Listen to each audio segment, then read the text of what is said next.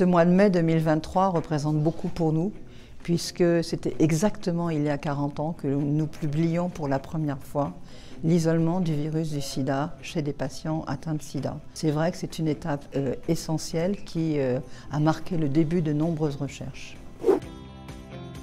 Pour moi, ça a été une période assez incroyable. C'est pas rien dans la vie d'un jeune virologue de découvrir un virus qui avait finalement un tel pouvoir pathogène. On était incapables les uns et les autres d'imaginer ce qui allait se passer par la suite. On a vécu quand même des moments assez difficiles, on a beaucoup travaillé. Et moi, mon engagement, ça a été ma thèse de science, le test de dépistage.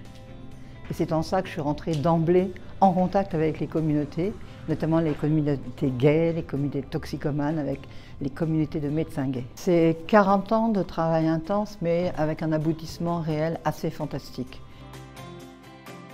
Le groupe SOS, à cette époque-là, était engagé dans le soutien aux toxicomanes, qui étaient des gens évidemment en marge de la société, avec des besoins sociaux, juridiques et autres. Et rapidement, évidemment, le groupe SOS s'est engagé dans la lutte contre le VIH. Ensuite, l'association ARCAT s'est créée en 1985 avec ce réseau de médecins gays, avec plusieurs objectifs. Des objectifs de soutien aux patients atteints de sida et un groupe de médecins gays, un réseau de médecins gays parisiens.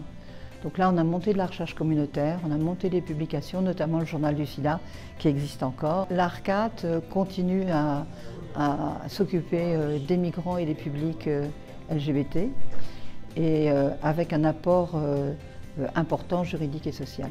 Pour le checkpoint, ce sont des activités de dépistage qui sont offertes à l'égard d'un public LGBT et un public qui se sent exposé au risque. C'est une façon de ne pas aller à l'hôpital, de ne pas aller au laboratoire, mais par contre de pouvoir bénéficier de tests, et si le test est positif, de traitements immédiats, et d'entretien, d'information, de prévention et de soutien. Pour moi, les plus gros enjeux, ce sont les enjeux d'information et de prévention. C'est vraiment important de voir qu'on a tous les outils pour bloquer l'épidémie en France. On a les traitements préventifs, la PrEP, pour les sujets qui s'exposent.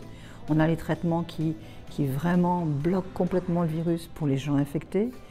Évidemment, les préservatifs, le dépistage accessible, gratuit. Mais il nous manque l'information, l'éducation sexuelle, que ce soit à l'école ou à l'université. L'autre point, c'est on ne sait plus très bien où on en est de l'épidémie. Le Covid a malheureusement ralenti la collecte des données du fait du Covid et du fait de l'occupation du personnel de Santé publique France.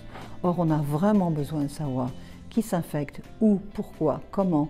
Il faut absolument qu'on puisse cibler les actions réelles là où l'épidémie est éventuellement en train de progresser.